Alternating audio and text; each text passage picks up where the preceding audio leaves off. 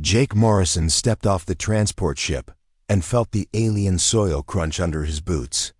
The planet Kepler 442c stretched out before him, a world of red rock and endless sky.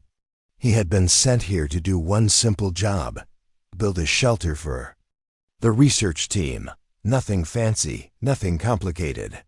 Just 4 walls and a roof to keep the alien scientists safe from the weather. The air was thin but breathable. His scanner showed the atmosphere was safe for humans, though the other species on the team would need their own environmental controls. Jake picked up his equipment bag and walked toward the temporary camp where the research team waited. Team leader was a Zephyrian named Zethka. He stood nearly 8 feet tall, his body made of what looked like living crystal. His voice sounded like wind chimes when he spoke. "Human Engineer Morrison, we are pleased you have arrived. We have much work to do on this planet." Jake nodded and shook the alien's hand. The crystal skin felt smooth and cool. "Happy to be here. What do you need me to build?" Zethka gestured toward the flat area near their camp. "We require shelter. For our research mission, nothing elaborate. Simple protection from the dust storms and temperature changes. Space for 16 members and our equipment." Jake looked around at the other aliens. 2 Nephali sat near a small water basin, their amphibious skin glistening in the alien sun. They looked like tall frogs with 4 arms and intelligent eyes. The third alien was a Corvan, an insect-like being with 6 legs and precise movements. All 3 species were very different from humans, and each would need different living conditions. "How long will you be here?" Jake asked. 6 months, Zethka replied. "We are studying the geological formations and mineral deposits. The work is important but routine." Jake nodded again, but his mind was already working. 6 months was a long time to live in a basic shelter. The planet had dust storms, temperature swings, and who knew what other challenges. A simple building might work, but it would not be comfortable. And Jake had never been one to build things that were just barely good enough. He pulled out his tablet and started making notes. "Tell me about your specific needs. What temperatures do you prefer? Humidity levels? Workspace requirements?" The Zephyrian looked pleased that Jake was asking detailed questions. "My people prefer cooler temperatures, around 60 degrees by. Your measurement, low humidity. We need space for our crystal analysis equipment." One of the Nephali spoke up, her voice wet and musical. "We are Clipsa, and more too. We require high humidity and access to water. Our skin must stay moist. We study soil samples and need wet laboratory space." The Coven clicked his mandibles before speaking. "I am Vec 7. I require precise organization of all spaces. Temperature and humidity matter less than order and efficiency. I catalog and store all samples." Jake wrote everything down, but his engineer's mind was seeing possibilities they had. Matt mentioned the planet had underground water sources. His preliminary scans showed mineral deposits that could be mined. The rock formations were perfect for excavation, and the soil composition would support much larger structures than just a simple shelter. "How much space do you think you need?" Jake S.Zeth-K consulted with the others. "Perhaps 500 square meters total. Space for sleeping, eating, working, and storing equipment. Basic facilities for all our needs." Jake nodded, but he was thinking much bigger. 500 square meters was tiny, cramped, inefficient. If he was going to build something, why not build it right? Why not make it comfortable? Why not plan for the future? He walked around the area, taking measurements and soil samples. His scanner showed the ground was stable, with solid rock just a few meters down, perfect for deep foundations. The underground water table was extensive. There were even geothermal sources that could provide power. "This is good land," Jake said. "Very stable. I can build you something that will last." We only need it for 6 months, Zethka reminded him. Right, but it would be wasteful to build something temporary when the conditions are perfect for something permanent. What if other research teams come here later? What if your mission gets extended? Better to build it right the first time. The aliens looked at each other. They had worked with humans before and knew that humans often went beyond what was strictly necessary. But they also knew that human engineering was among the best in the galaxy. How long will construction take? Asked Klyptessa. 2 weeks for the basic structure, Jake said. Maybe 3 if I add some extra features for comfort and efficiency. Vex 7 clicked approvingly. Efficiency is important. We support thorough planning. Jake spent the rest of the day surveying the site and making detailed plans. The aliens went about their work, setting up their temporary surface camp and beginning their initial surveys. They assumed Jake was doing normal preparation work for a standard shelter, but Jake was thinking on a completely different scale. His plans showed not just a shelter, but a complex that could house dozens of researchers in comfort. He designed separate environmental zones for each species, with perfect climate control and humidity management. He planned workshops, laboratories, storage areas, and recreational spaces. The foundation alone would be large, enough to support a building 10 times bigger than what they had requested. But Jake figured it was better to overbuild than to underbuild.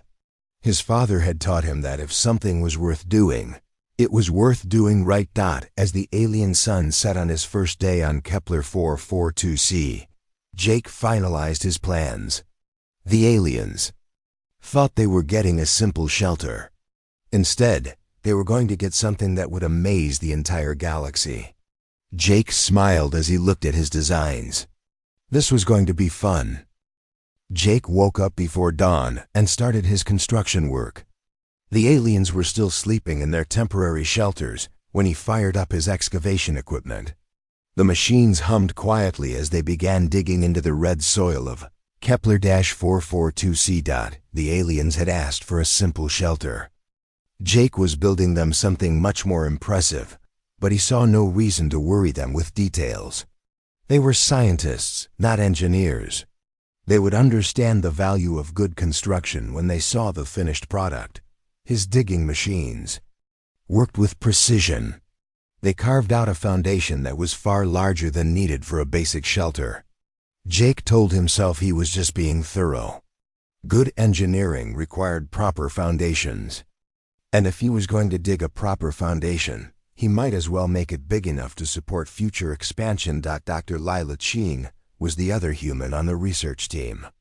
She specialized in studying alien geology and had been working with the team. For 2 years, she knew Jake by reputation. Human engineers were famous throughout the galaxy for building things that lasted forever and worked better than expected. Leela walked over to the construction site around midday.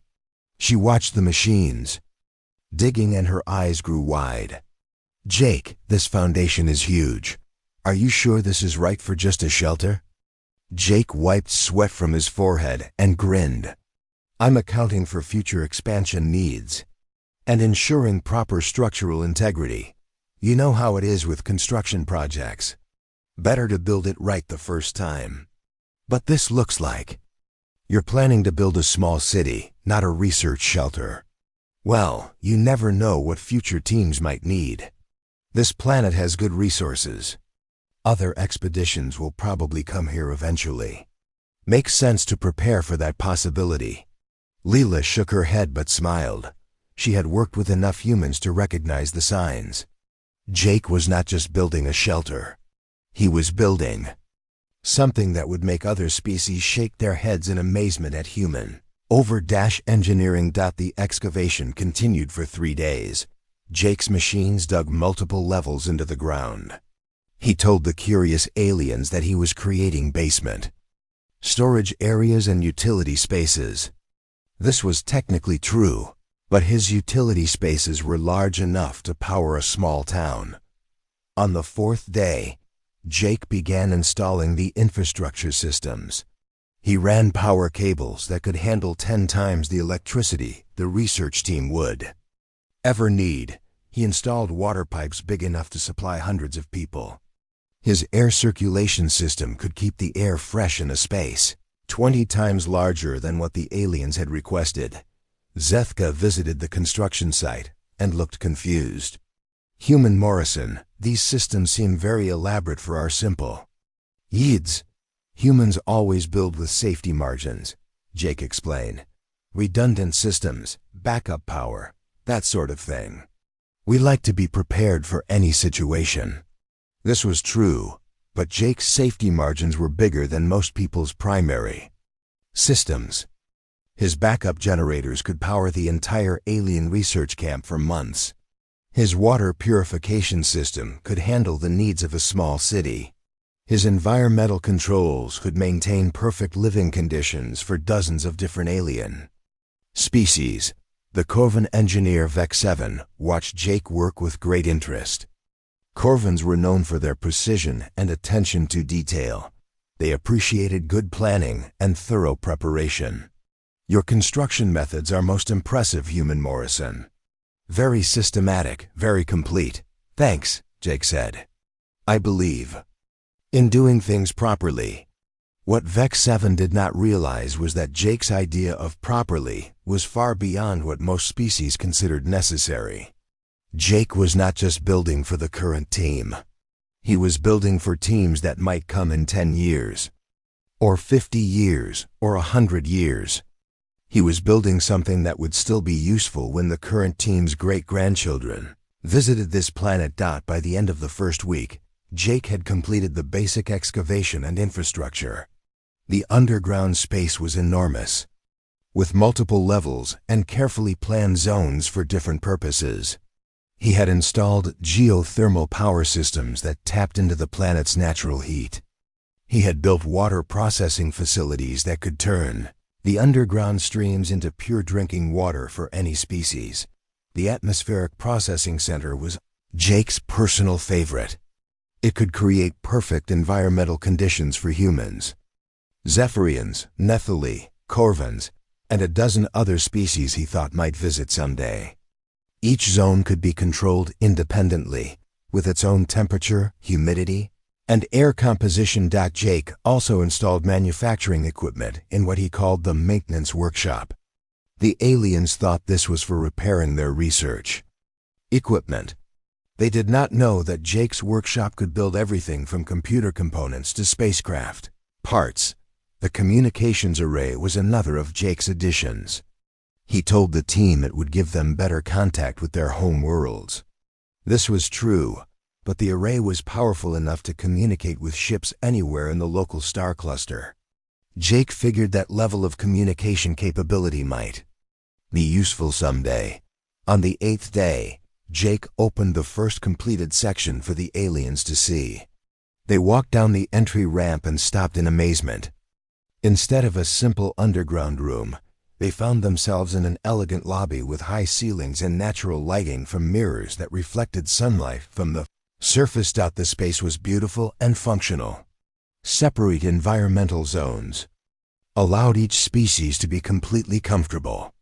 The Zephyrians found cool, dry areas with surfaces that complemented their crystal bodies. The Nephili discovered humid zones with water features and pool areas. The Corvan was delighted by the perfectly organized storage and work areas. This is remarkable, Zefka said. We expected basic shelter. This is more like a luxury facility, Jake shrugged. This is how humans build shelters. We like to be comfortable. The aliens looked at each other.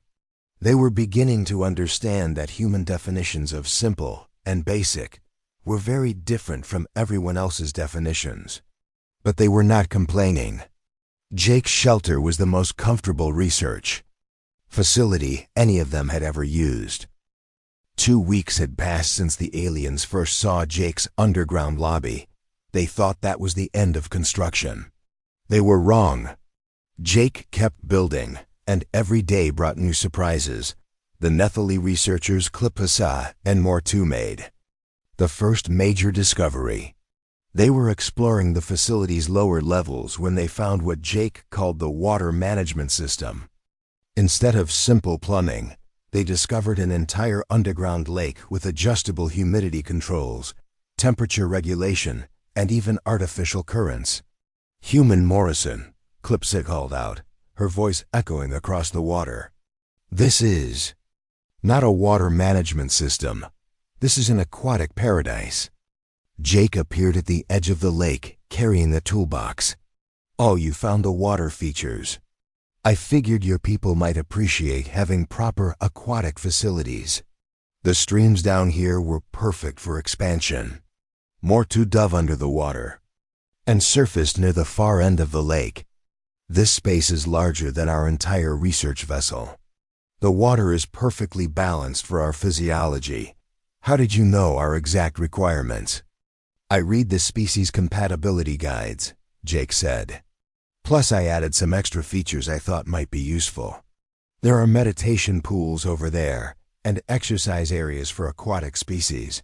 The filtration systems keep everything clean automatically." The Nephali looked at each other in amazement. Their own homeworld facilities were not this well designed for their needs. Jake had created something that exceeded their wildest expectations, and he acted like it was perfectly normal. Meanwhile, the Zephyrians were making their own discoveries.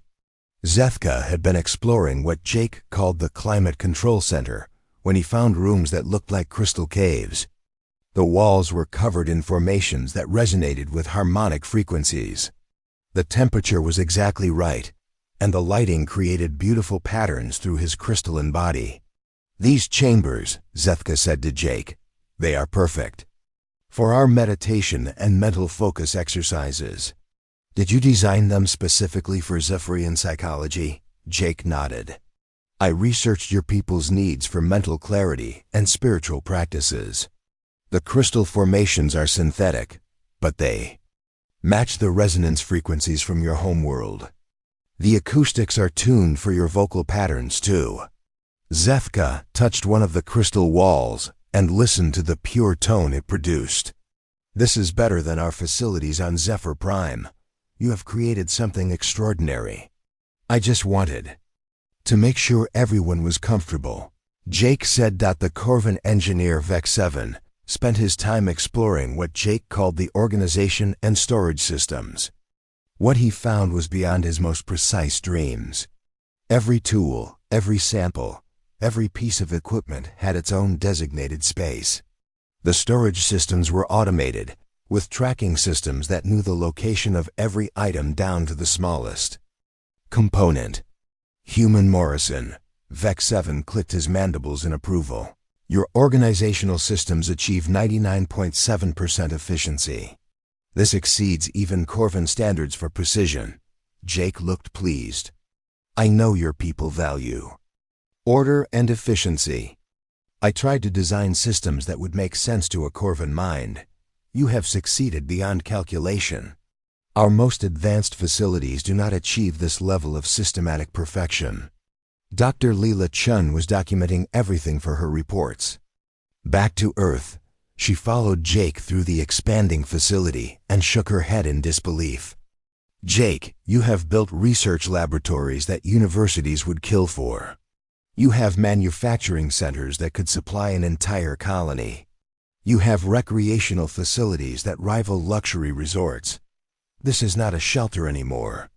Jake paused in his work and looked around the facility. "Well, I was already digging. Seemed wasteful not to do it properly."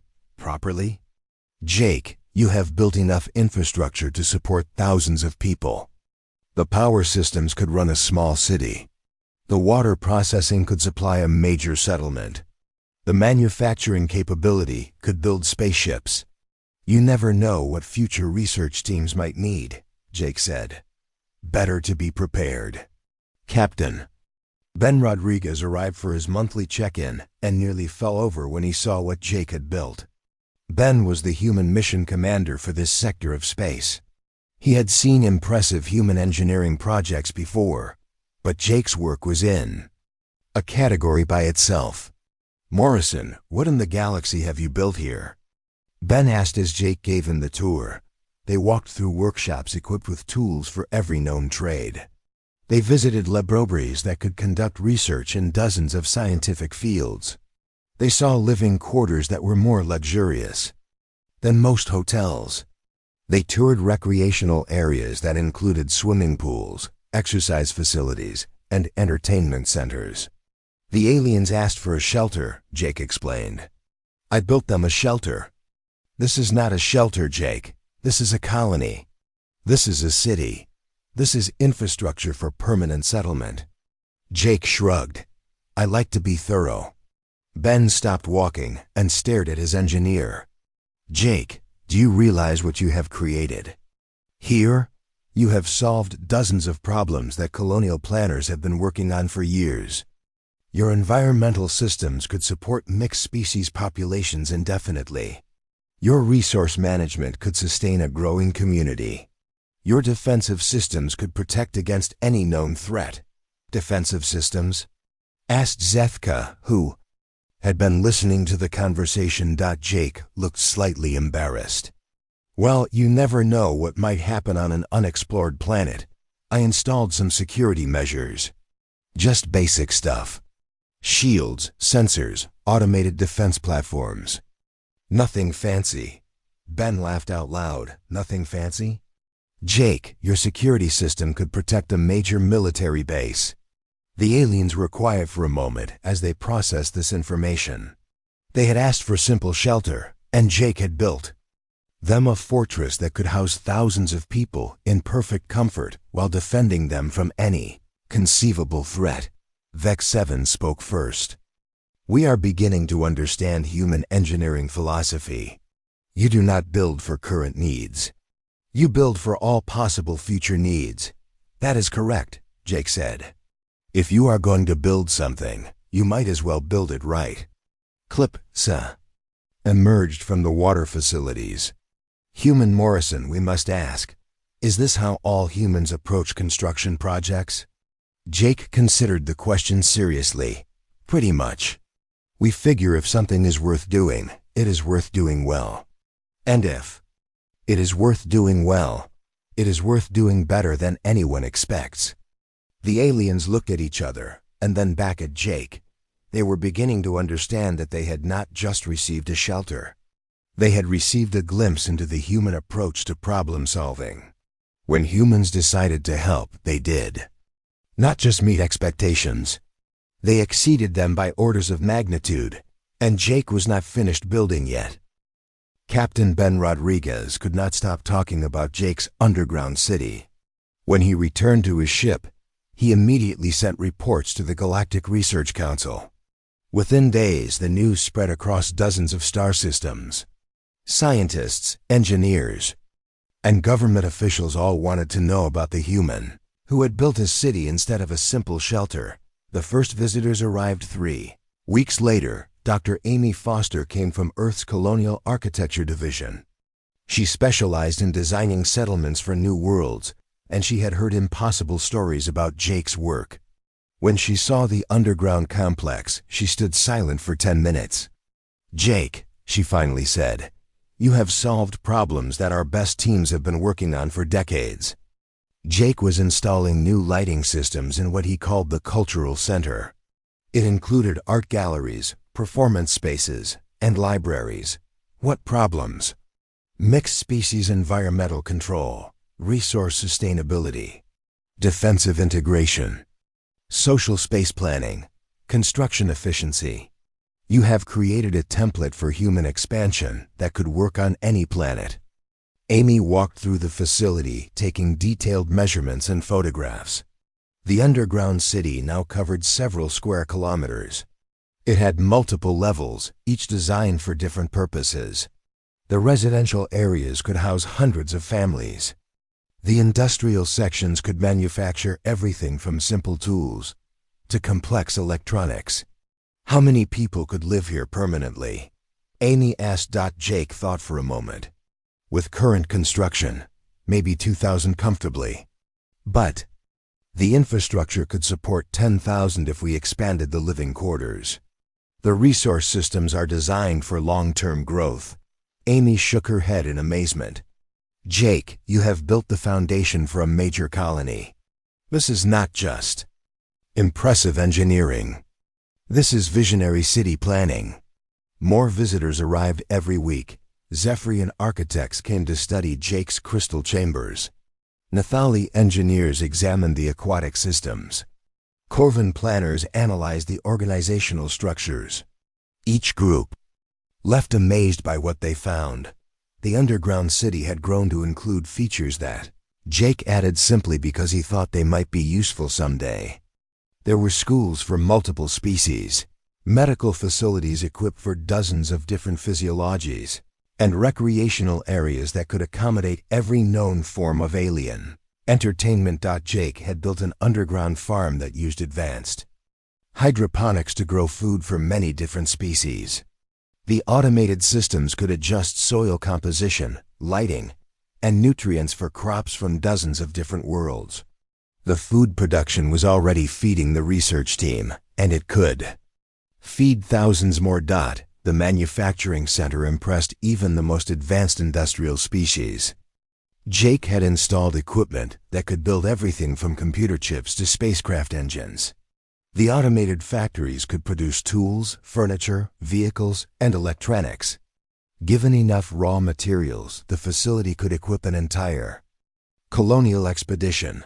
Most impressive was Jake's integration with the planet's natural systems. His geothermal power plants provided unlimited clean energy. His water management systems improved the local ecosystem. His mining operations extracted useful minerals, while actually improving soil quality in other areas. Dr. Patricia Wells arrived from the Galactic Engineering Institute. She was considered one of the foremost experts on large-scale construction projects. After touring Jake's facility, she requested a private meeting. Jake, I need to ask you something important. Did anyone help you plan this project? No, it was just me. Why? Because what you have built here demonstrates engineering principles that our best theorists are still developing. Your resource integration models are 20 years ahead of current practice. Your species compatibility solutions are revolutionary. Your defensive systems are more sophisticated than military installations. Jake looked confused. I just built what seemed logical. Is there something wrong with it? Wrong? Jake, there is nothing wrong with it. It is perfect. That is what amazes me. You have intuitively solved problems that teams of experts struggle with. Patricia spent 2 weeks documenting every system in Jake's city. Her reports would become required reading at engineering schools across the galaxy. She discovered that Jake had not just built randomly. Every decision showed deep understanding of complex interactions between different systems. The communications array Jake had installed was powerful enough to coordinate activities across multiple star systems. The transportation systems he built could move people and cargo efficiently throughout the underground complex. The waste management systems turned every form of refuse into useful resources. Even Jake's recreational facilities showed advanced planning. The sports areas could accommodate games from dozens of different species. The entertainment centers had equipment for every known form of artistic expression. The social spaces were designed to encourage interaction between different species. While respecting their individual needs, representatives from the Galactic Trade Federation came to study Jake's economic systems. Without thinking about it, Jake had created infrastructure that could support complex manufacturing and trade relationships. His facility could produce goods for export, while meeting all local needs. The defense experts were particularly impressed. Jake's security systems were integrated so smoothly into the city design that most visitors never noticed them. But the facility could defend against invasion, natural disasters, or any other conceivable threat. The shields, sensors, and automated weapons were all hidden within the elegant architecture. Jake continued working while the experts studied his creation. He added an orbital communication satellite network to improve connectivity with space, traffic, He built underground transit tunnels that connected to natural cave systems across the continent. He installed automated mining equipment that could extract resources from hundreds of locations. "Jake," Amy Foster said during her final interview, "you have not just built a shelter or even a city. You have built the infrastructure for an entire civilization." "I just wanted to make sure the research team had everything they needed," Jake replied. "Everything they needed?" "Jake, you have provided everything that anyone could ever need. Your facility could serve as the capital city for planetary colonization. It could be the hub for an entire region of space." The research team had stopped being surprised by Jake's additions. Every day brought new discoveries as they explored sections of their home that Jake had completed. They found concert halls with perfect acoustics, research libraries with information systems that could access databases across the galaxy, and workshop areas equipped for every conceivable craft or profession. ZETH-K approached Jake as he worked on the latest edition, a complex that could house visiting diplomatic delegations from multiple species.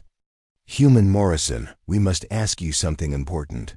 When will you consider this project finished?" Jake paused in his work and looked around at the vast underground city he had created. "I guess it is finished when it meets all possible needs for current and future users." "And when will that be?" Jake smiled and returned to his work. "I will let you know when I figure that out." The aliens realized that Jake's project might never be truly finished.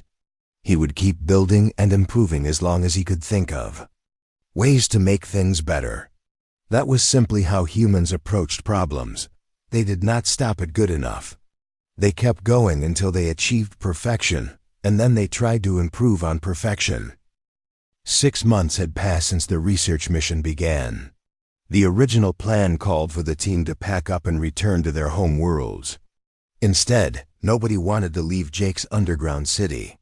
The facility had become their permanent home, and leaving felt impossible. Director Susan Walsh arrived from Earth's Colonial Planning Department. She had come to investigate reports about Jake's construction project. The stories seemed too incredible to believe. When she walked through the underground city for the first time, she understood that the reports had actually underestimated what Jake had accomplished. "Morrison," Susan said as she stood in the central plaza of the underground city, "do you realize what you have created here?" Jake was working on his latest project, a spaceport facility that connected to the surface through a series of hidden elevators and transport tubes. "I built the research team a shelter, like they asked. This is not a shelter. This is the most advanced colonial infrastructure ever constructed. You have solved every major challenge in interplanetary settlement design." Susan had spent 30 years planning human colonies. She knew how difficult it was to create sustainable settlements on alien worlds. Jake had done it accidentally, simply by building what he thought was appropriate for a basic shelter. The underground city now housed over 300 residents. Scientists from dozens of species had requested transfers to work at the facility. The research opportunities were unmatched anywhere in the galaxy. The living conditions were so good that many researchers brought their families to live permanently on Kepler-442c. Jake S spaceport could handle ships of any size. The automated systems guided vessels to landing pads that were hidden under camouflaged surface panels. Cargo handling equipment moved supplies efficiently to any part of the underground complex. The facility could support major shipping operations while remaining almost invisible from space. The economic impact of Jake's city was already being felt across the local star systems. The manufacturing centers produced goods that were in demand throughout the galaxy. The research facilities generated scientific discoveries that advanced knowledge in dozens of fields. Trade ships arrived daily to exchange resources and technology. "Jake," Susan continued, "Earth's Colonial Planning Department wants to offer you a position. We need someone to design settlement infrastructure for our expansion into new sectors. Jake looked up from his work. Thanks, but I am not finished here yet. Not finished? Jake, you have built a city that could support 1 million people. You have infrastructure that exceeds the needs of major planetary capitals. What else could you possibly add?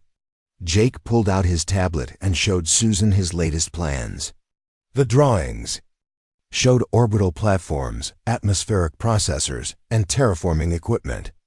I have been thinking about long-term planetary development. This world has great potential.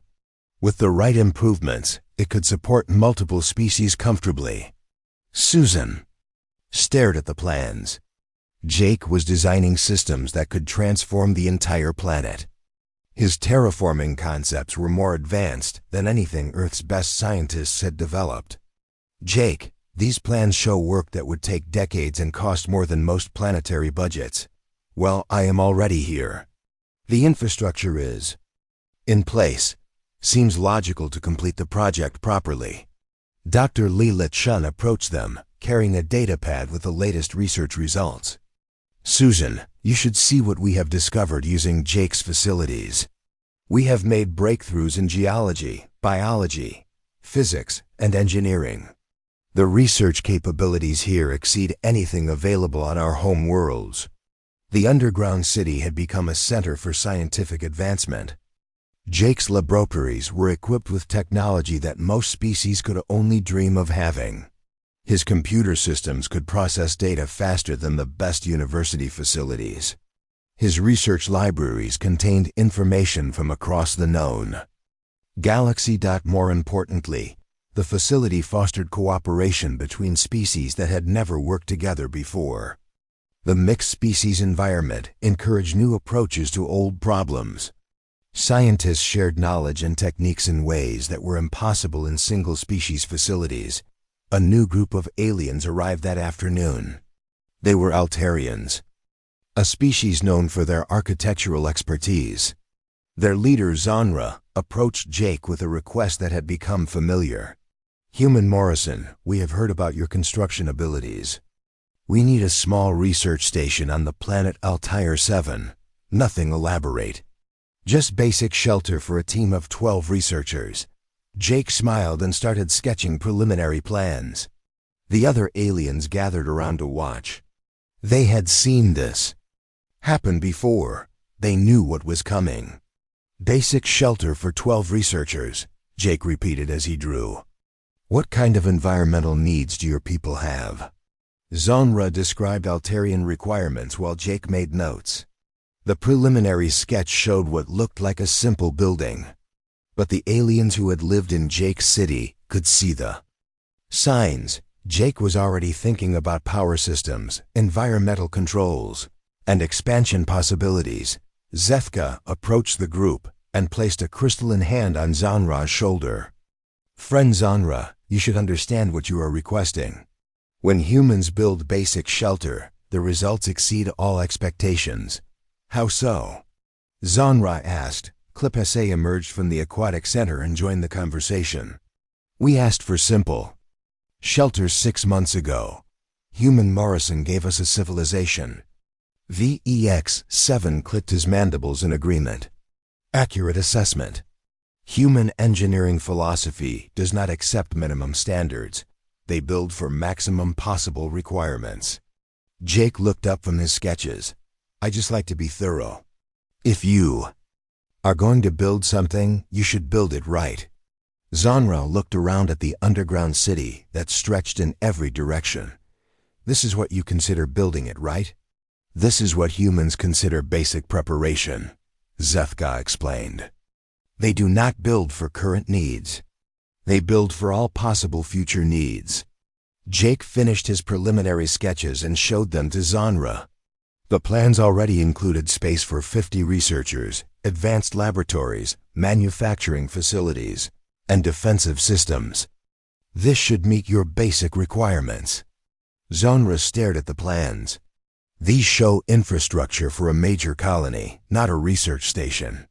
Well, you never know how the project might grow. Better to plan ahead. The aliens looked at each other and began to laugh. They had learned to recognize the human approach to problem solving. When humans decided to help, they did not just meet expectations. They exceeded them by incredible amounts. Susan Walsh shook her head and smiled. "Jake, I think Earth's Colonial Planning Department will wait until you are ready. Take your time finishing this project." "Thanks," Jake said as he returned to his work. "I should have the basic improvements done in a year or two." The aliens knew better. Jake would keep building and improving for as long as he could imagine ways to make things better. That was simply the human way. They did not stop at good enough.